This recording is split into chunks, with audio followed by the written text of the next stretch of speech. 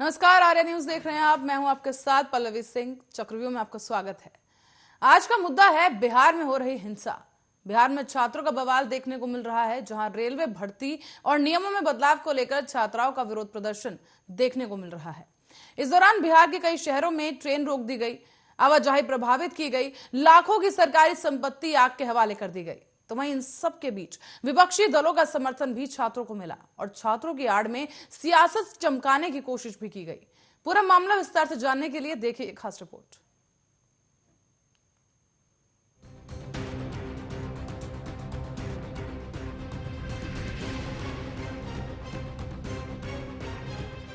Railway भर्ती board के NTPC के परीक्षा परिणाम को लेकर छात्रों के बवाल देखने को मिले हैं और एक और कोचिंग सेंटर के संचालकों और शिक्षकों पर छात्रों को भड़काने का आरोप लगा, तो वहीं कई छात्रों पर भी केस दर्ज किए गए।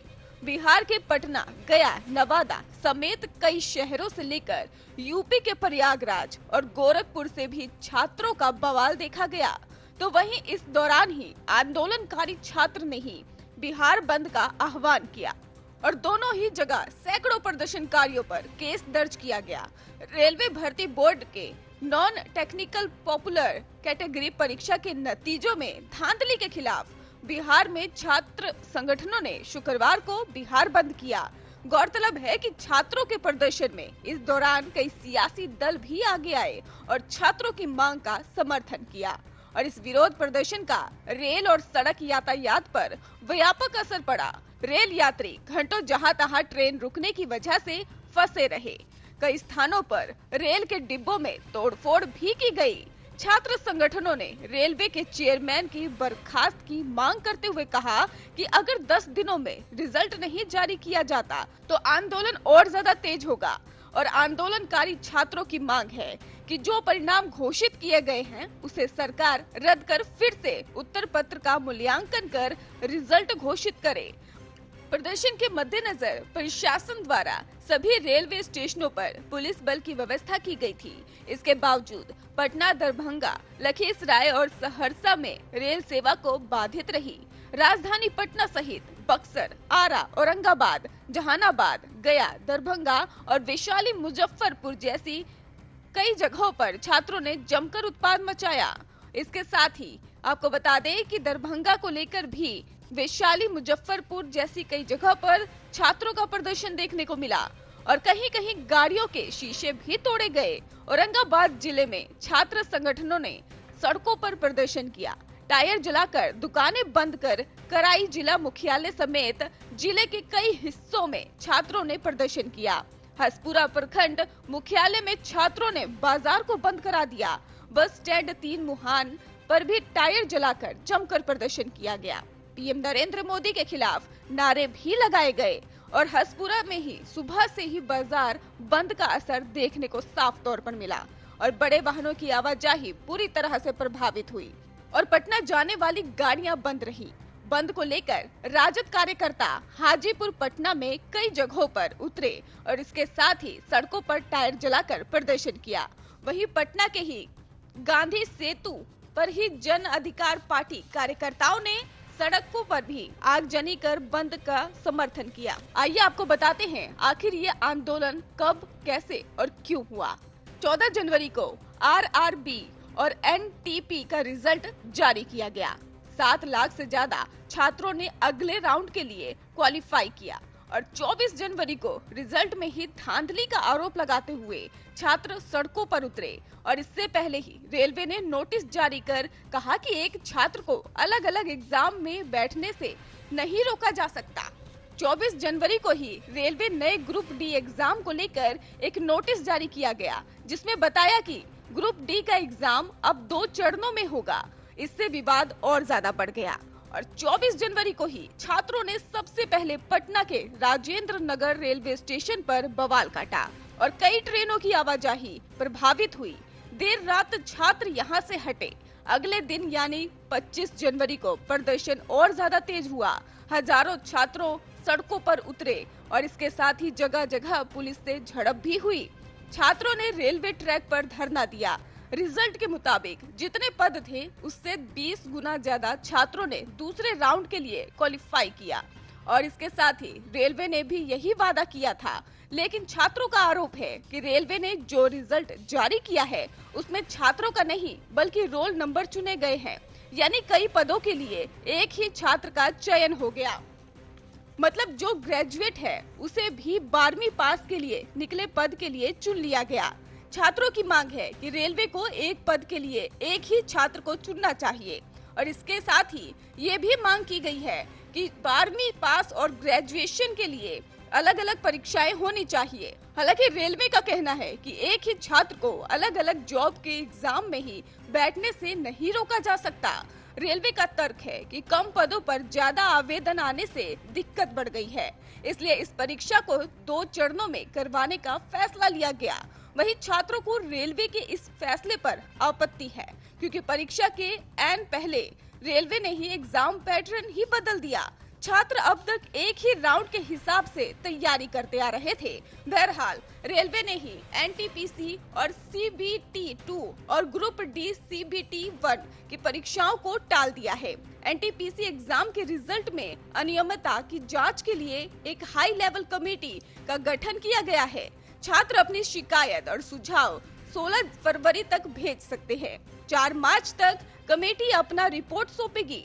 इसके बाद एग्जाम कराने पर फैसला लिया जाएगा।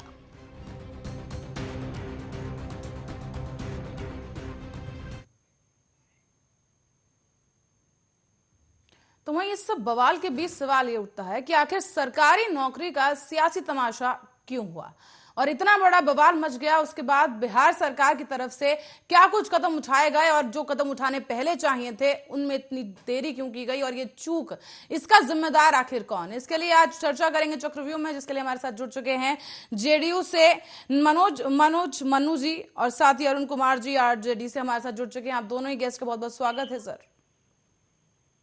तो पहला सवाल मेरा मनु जी से होगा यहाँ पर कि इतना बवाल हो गया, लाखों की सरकारी संपत्ति नष्ट हो गई, सैकड़ों छात्र सड़कों पर उतर आए, आखिर ये गड़बड़ी शुरू कहां से हुई, गलती कहां और किसकी रही? पल्लवी जी, सबसे पहले तो इस रिजल्ट से बिहार सरकार को कोई लेना देना नहीं था और जब ये रिजल्ट निकला तो बिहार के छात्रों ने अपने साथ जो उनके साथ अन्याय हुआ उसके खिलाफ वो सड़क पर उतरे, रेल को रोकने का काम किया। उनका आंदोलन जो था वह शांतिपूर्वक चल रहा था। 2 दिनों तक कोई किसी तरह की कोई डब्बे का जलना या तोड़-फोड़ की घटना नहीं घटी थी। लेकिन और जैसे ही रेलवे के अधिकारियों ने इनके मांगों को लेना शुरू किया तो जो हमारे जो सियासी दल हैं, विपक्ष के जो दल हैं, उनको पेट में कीड़ा बुलबुलाने लगा और उन्हीं लोगों के द्वारा तो जाकर जो है कई ट्रेनों के बोगियों में आग लगाकर इस छात्र के आंदोलन को बदनाम करने का प्रयास किया गया। तो सरकार ने उसके खिलाफ जो कानूनी एक्शन लेना चाहिए था वो एक्शन उन्होंने लिया। तो बिहार सरकार इसमें जो चूक है वो रेलवे की चूक है और रेलवे ने इसमें सुधार करने का वादा किया है और उसी पर छात्रों का आंदोलन अभी रुका है, बंद नहीं हुआ है। छात्रों का आंदोलन रुका है क्योंकि बिहार के छात्र अपने हक के लड़ाई को अंजाम तक पहुंचाने में सफल होते रहे हैं और उसके लिए उनको किसी सियासी के दलों की बैसाखी की कभी जरूरत नहीं होती है। और बिहार तो मनोज जी, जैसे कि आपने कहा कि बिहार सरकार का इससे कोई लेना देना नहीं है, तो फिर लेना देना है किसका? छात्र सड़कों पर उतर आए, पुलिस की गाड़ी भी रोकी गई, उनके रूट डाइवर्ट कर दिए गए, इतनी करोड़ों की संपत्ति जलकर राख हो गई। करोड़ों की संपत्ति जलकर तब राख हुई है जब 2 दिनों के बाद तीसरे दिन हुआ है पल्लवी जी। उससे पहले छात्र ने कहीं तोड़ फोड़ नहीं किए हैं। वह हमेशा से ही ट्रेन को रोकने का काम किया और हॉल्ट पर, स्टेशन पर, रेल के पटरियों पर उन्होंने रहने का काम किया। कुछ असामाजिक तत्व इसमें जब जुड़े उसके बाद राज्य सरकार को इस पर एक्शन लेना पड़ा। कई जगहों पर लोगों को के खिलाफ FIR हुआ, उनके जो कैमरे हैं, जो वहाँ के जो फुटेज हैं, उनको लेके कार्रवाई करने के लिए गया। तो ये हमारा काम काम था लॉ और ऑर्डर को, लॉ एंड ऑर्डर को संभालना। अगर हम लॉ एंड ऑर्डर को नहीं संभालते तो बिहार में जिस तरह से कुछ असामाजिक तत्व इन छात्रों के जुलूसों में घुसकर जिस तरह से तोड़ फोड़ शुरू किया, आग लगाने की कार्रवाई शुरू की, उसकी संख्या बहुत ज्यादा बढ़ सकती थी। हम छात्रों के मांग के साथ हैं। छात्रों की जो मांगे हैं उसको जदयू ने समर्थन भी किया है और सरकार से मांग भी की है। पार्टी ने किन्हीं जिनके ऊपर भी FIR हुए हैं उन पर कोई कार्रवाई नहीं किया जाए, उनको वापस लिया जाए, क्योंकि छात्रों ने आग लगाने का काम नहीं किया। सियासी दलों के जिनके लोगों ने उसमें घुसकर इसका काम करने का किया गया। चलिए मनोज जी, नतीजा हुआ जी आपको हमने सुना। अब अरुण कुमार जी की बात चलेंगे। अरुण कुमार जी, आप इस पूरे मामले को किस नजरिए से देखते हैं? क्योंकि जो मनोज जी हैं वहां पर भी साफ कहा गया है और जैसा कि देखने को मिल रहा है कि कई विपक्षी दल जो हैं वो भी छात्रों की आड़ में अपनी सियासत चमकाने की कोशिश में लगे। नहीं, देखिए, आप तो कह रहे हैं कि छात्रों की आड़ में सियासत चमकाने की बात आप कर रहे हैं, ये हमें कहीं से ठीक नजर नहीं आ रहा है। तो छात्र आंदोलन कब होते हैं? इसके पहले भी कई बार छात्र आंदोलन हुए और ये छात्र आंदोलन हुआ, ये उग्र क्यों हुआ, इस पर सरकार को ध्यान देने की जरूरत है। राजनीति तो कण-कण में है, देश के हर एक कण-कण में राजनीति बसा हुआ है, हर एक बात पर राजनीति होती है यहाँ। आप इतना बड़ा सरकार तो आंदोलन हो आपकी जाएगा पार्टी तो पर आरोप लगा रही है कि आप लोगों ने आंदोलन को और ज्यादा उग्र किया, सियासी दंगे वहां पे भड़काने की कोशिश की गई, कार्यकर्ता पार्टियों के उतर आए वहां पर। जी कहाँ पर उतर आए कार्यकर्ता? बता दीजिए, एक जगह तो बताइए कि RJD ने कहीं झंडा लेकर ट्रेन को रोकने का काम किया। हाँ, बिहार बंद को हम लोग ने समर्थन किया था और बिहार बंद में हम लोग छात्रों के साथ सड़क पर थे, रोड जाम किए, दुकानें बंद करवाई, इसमें कहाँ दो राय है। लेकिन आपने जो गलतियां किया, सरकार क्या कर रही है? मुख्य दर्शक बन करके बेरोजगारी दर बढ़ती जाती है, बेच रहे हैं, कभी रेल बेच रहे हैं, कभी भेल बेच रहे हैं, कभी ट्रेन बेच रहे हैं, और बेच करके आप 19 में रेलवे ने ये परीक्षा ली, अब 22 में आप रिजल्ट देते हैं और वो 22 में रिजल्ट में जो देते हैं वो भी त्रुटिपूर्ण देते हैं, जिससे कि छात्र आंदोलित हुए। छात्र आंदोलन जब शुरू हुआ तो रेलवे ने तुरंत एक चिट्ठी निकाली कि जो भी इसमें आंदोलन में आएंगे उसको हम नौकरी नहीं देंगे, ये नहीं देंगे। आप क्या समझ रहे हैं? आप अंग्रेज के दादा हो गए हैं क्या? आप अंग्रेज के दादा हो गए हैं कि आप दमनकारी नीति अपना छात्रों को दबाइएगा? आप छात्रों को समझाने का काम करते हैं। छात्रों को जिस प्रकार आज आप समझाने का काम कर रहे प्रकार से पहले अगर आप समझा दिए होते, दमनकारी नीतियां नहीं अपनाते। खान सर पर केस कर दिया इन लोगों ने, FIR कर दिया, 9 कोचिंग संचालकों पर केस कर दिया। क्या भाई, वो क्या कर रहा था? कोचिंग संचालन के प्रोफेसर क्या कर रहे थे? रोड पर निकलकर तोड़ फोड़ कर रहे थे क्या? उन्होंने यही ना बताने का काम किया कि जो छात्र का रिजल्ट निकला है कहाँ पर त्रुटिपूर्ण है, तो कौन बतलाएगा? त्रुटिपूर्ण रिजल्ट को कौन बतलाएगा?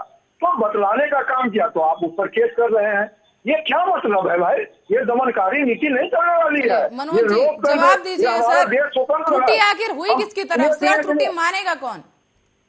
मनोज जी, गलती सरकार की है, रेलवे बोर्ड की है, रेलवे की। अरुण जी लौटेंगे आपके पास, मनोज जी से सवाल कर लेते हैं यहाँ पर। मनोज जी, अरुण जी कह रहे हैं त्रुटि किसकी तरफ से हुई है, सरकार अपनी गलती कब मानेगी?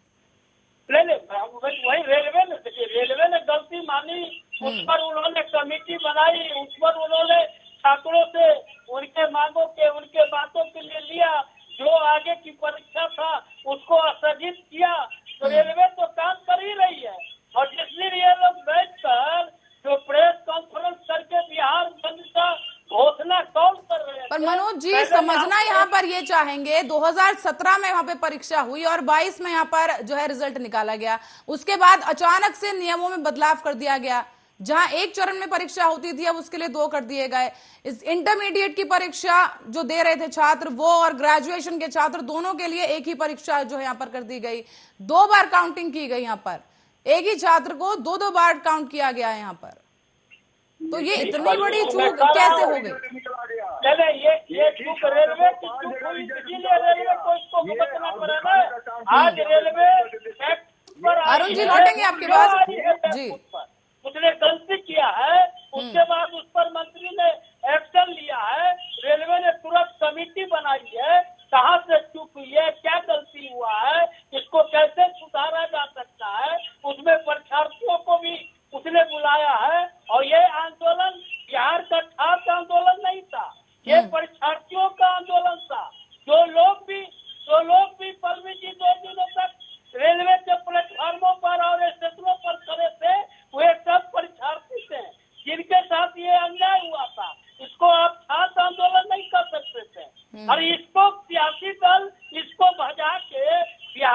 बंद कर रहे हैं। इनके तो पार्टी के प्रदेश अध्यक्ष प्रेस कॉन्फ्रेंस करके घोषणा कर रहे थे, उनका तो कहीं पता ही नहीं था। राजद चलिए, विपक्ष तो मनोज जी फिर भी बाद में आया ना, लेकिन बिहार सरकार सत्ता में तो सर आप बैठे हैं, आप लोग क्यों नहीं गए छात्रों को समझाने के लिए कि उग्र प्रदर्शन ना किए जाएं, बल्कि छात्रों में लाठीचार्ज करवाई गई, वहां पर केस दर्ज किए गए, कोचिंग सेंटर्स पर केस दर्ज किए गए। 2 दिनों तक पहला दिन रात में समझा बुझा के लोगों को हटाया गया, दूसरे दिन दूसरे जगह भी जो हुआ उसमें भी कहीं तोड़ फोड़ नहीं हुई, शांतिपूर्वक हुई। लोग डीआरएम से बात करने पर आ रहे थे, रेलवे के पदाधिकारियों से बात करने पर छात्र आ रहे थे, कई जगहों पर बात करवाई गई, उनके मांग को वहाँ पर रखा गया। तीसरे दिन जब असामाजिक तत्वों ने उसमें घुस कर जब आग लगाना शुरू किया, पुलिस पर पत्थर बरसाना शुरू किया, तो सरकार लॉ एंड ऑर्डर के लिए पुलिस क्या करेगी? उन पर लाठी नहीं चार्ज करेगी, आंसू के गैस के गोले नहीं छोड़ेंगे। तो वहाँ पर परीक्षार्थियों को बदनाम करने की साजिश चली। हमारा उनको बचाने का काम था, हमने वहाँ पर लाठी चलाया, तो वहाँ आंसू गैस छोड़ा, जहाँ पर जो होनी चाहिए थे वह हम लोगों ने किया। लेकिन इसका मतलब ये नहीं है कि हम पार्टी हमारी छात्रों के मांग के खिलाफ है, उनके समर्थन में है। प्रशासन को जो काम करना था वह प्रशासन ने किया, हमने इनके जैसे नहीं रहा कि बिहार बंद के घोषणा कर दिए। प्रेस कॉन्फ्रेंस में जो नेता बैठे रहे वो भी सड़क पर नहीं निकले, छात्र तो एक आया ही नहीं, रेलवे परीक्षार्थी तो एक नजर ही नहीं आया। ये हम थोड़े कह रहे हैं, ये तो आपके ही चैनलों ने दिखाया, सारे लोगों ने, मीडिया से लेकर सभी लोगों ने कहा कि परीक्षार्थी उसमें नहीं रहे। तब इसको क्या कहा जा सकता है? बिन पेनी के लोटा अगर है। तो मनोज जी अगर परीक्षार्थी नहीं थे तो फिर कौन थे वहां पर? साफ शब्दों में बताइए कि आखिर कौन थे वहां पर? अगर परीक्षार्थी नहीं थे तो कौन था? की बात करते हैं और ये छात्रों के सवाल पर, ये रेलवे के परीक्षार्थियों के सवाल पर बिहार बंद के आह्वान किया तो कहाँ इनके चले गए? 8वां पास 9वां फेल विपक्ष के नेता तेजस्वी यादव जी काहे नहीं सड़क पर उतरे? तो कहने का मतलब ये है कि सब काम दूसरे के कंधे पर बंदूक रखकर करे, सियासी सियासत करे। छात्रों के नाम पर सियासी सियासत करने की इजाजत किसी को नहीं दी जाएगी। चलिए अरुण जी जवाब दीजिए सर, क्योंकि मनोज जी यहाँ पर कह रहे हैं कि वो परीक्षार्थी थे ही नहीं, वहां पर जो है कार्यकर्ता थे और इस तरह से गुंडाई की गई है, जबरदस्ती दुकानें बंद कराई गई हैं और सरकार अपना काम कर रही थी। ये हम नहीं कर रहे। देखिए जी मनोज जी लौटेंगे आपके पास।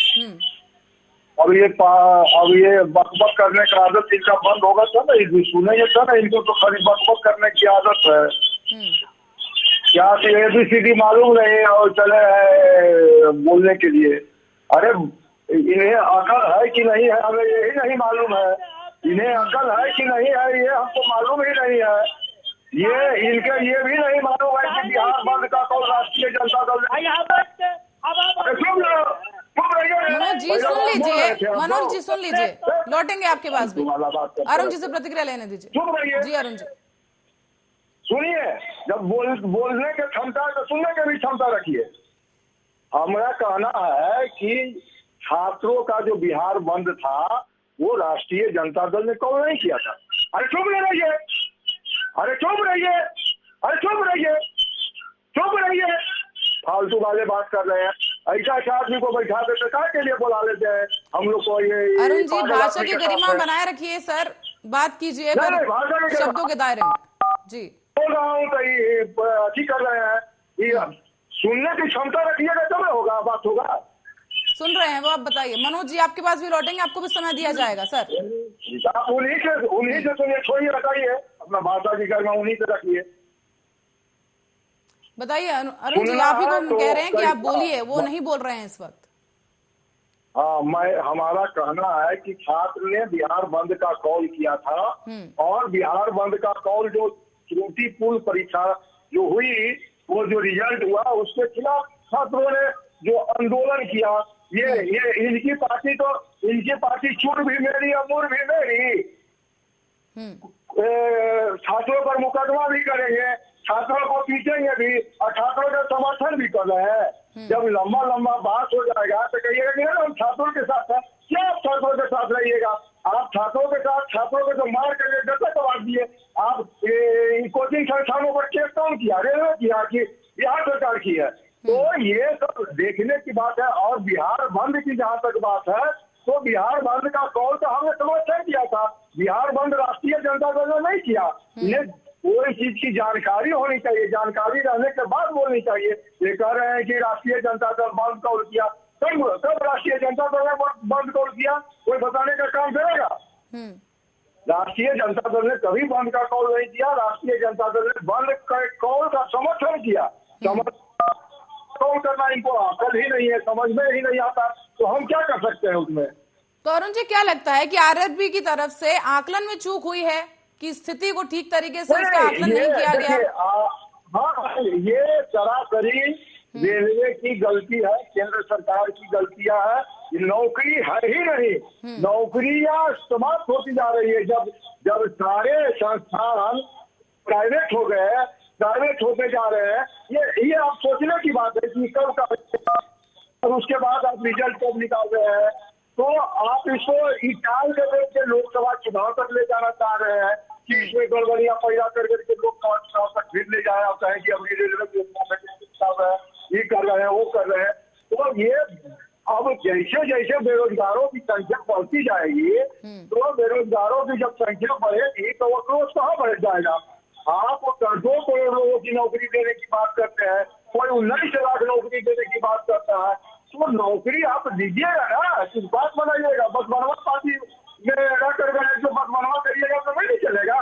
आपको काम करना होगा, और नहीं काम करिएगा तो सड़कों पर प्रदर्शन झेलने होगा। लोग आपके खिलाफत करेंगे, लोग सरकार के ईट बजाने का काम करेंगे। आप कितना पर FIR कीजिएगा? FIR करते रहिए। आज कर रहे हैं शराब में नाकबंदी, नाक का बाल बनाए हुए हैं। शिक्षक को लगा, ये लोगों को लज्जा नहीं आता है। शिक्षक को लगा दिए हैं कहा कि शराब को देखिए कि शराब कितने बिक रहा है। शिक्षक पढ़ाने का काम। और अरुण जी, अब जो है कमेटी बना दी गई है इस पूरे मामले की जांच के लिए, तो कितना सहमत हैं आप कमेटी को लेकर? 4 मार्च तक कमेटी बना दी गई है, कमेटी बना दी गई है, तो हम स्वागत करते हैं। कमेटी बना दी गई है, लेकिन सरकार की मंशा ठीक नहीं है। सरकार की मंशा छात्रों को बरगलाने की है, और बरगलाने का काम सरकार नहीं करे। छात्रों को जायज मांगों को, जितनी भी जायज मांग है उतना मांगने का काम करे। और ये जो दो परीक्षा लेने का काम किया है, कर रहे हैं, वो परीक्षा को एक सिंगल परीक्षा ले, और दूसरी जो छात्रों पर मुकदमा किए हैं वो छात्रों पर और कोचिंग संचालकों पर मुकदमा अभिलंब वापस ले, तब जाकर के ये आंदोलन में शांति आएगी। आप चलिए मनोज जी के पास जाएंगे। अरुण जी लौटेंगे आपके पास। मनोज जी, यहाँ पर एक और आरोप लगा है कि सरकार को जो है पहले से ही जो है स्थिति का आकलन ठीक से नहीं किया गया, इसलिए आंदोलन इतना उग्र यहाँ पर हुआ है। पर अब जो है कमेटी गठित कर दी गई है जो कि 4 मार्च तक अपनी रिपोर्ट सौंपेगी। लेकिन सर, आपसे यहाँ पर ये सवाल हमारा है कि जिस तरीके से छात्रों का ये आंदोलन उग्र हुआ है, और जैसे कि आप कह रहे हैं कार्यकर्ता थे वहां पर, छात्र तो थे नहीं, छात्र चले गए थे, और इस तरह से सुशील मोदी की तरफ से बयान आया कि छात्र वहां पर 24 और 25 को थे। उसके बाद वहां पर कुछ ऐसे कार्यकर्ता आए और कुछ ऐसे उपद्रव भी आए कि आंदोलन को एक अलग ही रूप दे दिया गया। क्या कहेंगे सर? पल्लवी जी, सबसे पहले छात्रों का आंदोलन उग्र हुआ ही नहीं। पहले दिन जो उन लोगों ने राजेंद्र नगर में हाउस पर रुका और वहाँ पर वो लोग शांति पूर्वक रात में चले गए। दूसरे दिन भी विभिन्न जगहों पर, आरा में, बक्सर में, इन सब जगहों पर, तो दरभंगा में, मैंने कई जगहों पर भी जहाँ भी हुआ रेल रोका गया, कोई हिंसा नहीं हुई। उन लोगों ने DRM से, रेलवे अधिकारियों से बात कराने का ये किया। कई जगहों पर बात हुई, कई जगहों पर नहीं हुई। दूसरे दिन तक कोई लाठीचार्ज नहीं हुआ। दूसरे दिन तक कहीं भी कोई संपत्ति का नुकसान नहीं हुआ। लेकिन तीसरे दिन जैसे ही छात्रों के आड़ में असामाजिक तत्वों ने, इन लोगों के समर्थकों ने जब डेरा बांधना शुरू किया तो बॉगी में आग लगना शुरू हो गया। पर मनोज जी, जिस तरीके से पूरी देरी हुई है रिजल्ट में और परीक्षा के बीच में, क्या वो नहीं लगता कि एक बहुत बड़ी चूक रही कि छात्रों के अंदर गुस्सा पहले से ही था? और रही बात सरकार की, सुन लीजिए मनोज जी, सवाल सुन लीजिए। सरकार जब आपकी सत्ता में आई उस दौरान कई वादे किए गए थे, तो फिर चुनाव के बाद ही वो वादे धरे के धरे क्यों रह जाते हैं? नहीं, ये रेलवे जिम्मेवार है। जहाँ तक नौकरियां की बात है, तो इसी साल में 2020 में कितने बैंकों की नौकरियां हुई है, एसएससी के हुई है, बिहार में भी कई लोग, इनको पता रहेगा तब ना। पढ़ने लिखने से इनको कोई मतलब रहा है?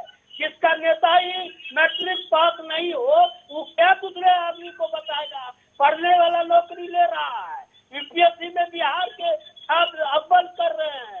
तो मनोज जी, आंकड़े बता रहे हैं कि जो रोजगार और बेरोजगारी के बीच का जो फर्क है वो बड़ा है। बेरोजगारी दर बिहार में बड़ा है आपकी सरकार के राज में, किसको कैसे जवाब देंगे इसका? बेरोजगारी बढ़ने का, बेरोजगारी अरुण जी बस कुछ ही देर में आ रहे हैं आपके पास। बहुत से कारण होते हैं। क्या केवल सरकारी नौकरियां ही रोजगार के क्षेत्र की नहीं होती है? कितने यहाँ मल्टीनेशनल कंपनियां यहाँ आई हुई है, उनके यहाँ लाखों लोग, देश के लोग वहाँ काम कर रहे हैं। बिहार के आज कई लोग जो है करोड़ों के पैकेज पर भी काम कर रहे हैं। तो आप इसको रोजगार नहीं मानेंगे? रोजगार बिल्कुल मानेंगे सर, लेकिन ये आंकड़े भी हमारे को दिख रहे हैं जिसे हम नजरअंदाज नहीं कर सकते कि बिहार में अक्टूबर की बात अगर करें 13.9% की तुलना में नवंबर में 14.8% बेरोजगारी दर दर्ज की गई है। 2 महीने के अंदर भी बेरोजगारी में 4.8% का इजाफा हुआ है। नहीं पल्लवी जी, मैं आपकी बात को मानता हूँ, मैं ये कहा कर रहा हूँ, इस तेजी से लोगों की संख्या बढ़ रही है, उस संख्या में उनको नौकरी नहीं, व्यवसाय नहीं हो पा रहा है। इस कोरोना काल में तीन सालों में, 2 सालों में बहुत सारी जहाँ पर नौकरियां थी प्राइवेट सेक्टर की सारे घट गई है। तो आप इसको भी तो स्वीकार कीजिए ना। अब उसको लेकर आप ये कोई ऐसा नहीं था कि 13% था तो वह 20% चला गया है। लेकिन इस बीच में कितने कंपनियां बंद हो गई जहाँ लोग कोरोना के कारण, कितने स्कूल बंद हो गए। आप इसको भी तो काउंट कीजिएगा ना। चलिए एक आखिरी प्रतिक्रिया अरुण कुमार जी से लेंगे। अरुण कुमार जी, आपका क्या कुछ कहना है बेरोजगारी को लेकर, जिस तरह से बिहार में बेरोजगारी बढ़ी है इन चुनिंदा सालों में? बिहार ही नहीं पूरे देश में बेरोजगारी की दर बढ़ रही है। बिहार तो इसका जीता जागता उदाहरण है। यहाँ तो अब यहाँ 16.6% बेरोजगारी की दर हो गई है और पूरे देश में नौकरियां जा रही है। नौकरियां देने की बात नरेंद्र मोदी जी ने किया था कि प्रत्येक साल 2 करोड़ नौकरियां देंगे, लेकिन नौकरियां देने की बात नहीं हो रही है, नौकरियां छीनी जा रही है। बहुत दुख की बात है कि हमारे लोग जो है, वो हमारे बच्चे हैं, हमारे पढ़ लिख कर बेरोजगार इधर से उधर भटक रहे हैं और सरकार आंख मूंद करके उन्हें बुर्बक बनाने का काम कर रही है, बेवकूफ बनाने का काम कर रही है। आने वाले समय में ये बहुत घातक होगा। प्रधानमंत्री नरेंद्र मोदी के लिए ही घातक होगा और नीतीश कुमार जी के लिए तो घातक होगा ही। चलिए समय की कमी है, बहुत बहुत धन्यवाद आप दोनों ही गेस्ट का हमारे साथ जुड़ने के लिए इस अहम चर्चा पर। दर्शकों को बता दें कि आरआरबी की 2 परीक्षाओं को लेकर ये पूरा हंगामा बवाल में देखने को मिला है और बिहार में ये हंगामा कई दिनों से चल रहा है। आपको बता दें 24 तारीख से शुरू हुआ था ये हंगामा और अब तक जाकर जो है उग्र प्रदर्शन देखने को मिला है। पूरा मामला आपको बता दें कि एनटीपीसी की जो परीक्षाएं हैं उसमें 3,05,000 पद निकले थे, जहां पर पहले राउंड का पेपर और रिजल्ट पूरा हो गया है, पर फिलहाल रिजल्ट पर रोक लगा दी गई है। दूसरा मामला है ग्रुप डी की परीक्षाओं को लेकर। ग्रुप डी की 1.03 लाख परीक्षा होनी बाकी है, पर फिलहाल परीक्षा पर रोक लगा दी गई है। हालांकि अब कमेटी जो है इसका गठन कर दिया गया है जो कि जांच करेगी और समीक्षा की जाएगी और 4 मार्च को अपनी रिपोर्ट सौंपेगी। इसके बाद ही इन परीक्षाओं को लेकर कोई ठोस कदम या ठोस फैसला सामने आ पाएगा। फिलहाल के लिए चक्रव्यूह में इतना ही। देश और दुनिया की तमाम खबरों के लिए बने रहें आर्य न्यूज के साथ।